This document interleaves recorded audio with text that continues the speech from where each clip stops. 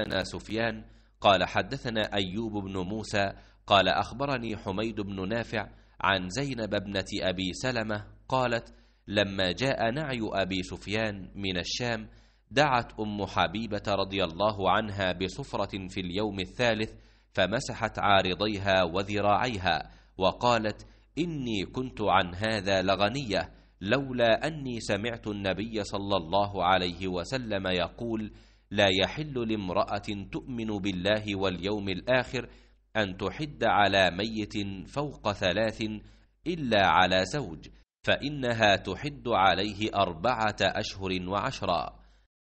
हमीद बिन नाफे ने ज़ैनब बिनते अबी सलमा से ख़बर दी कि अबू सुफियान रदी अल्लाह अन्हु की वफ़ात की ख़बर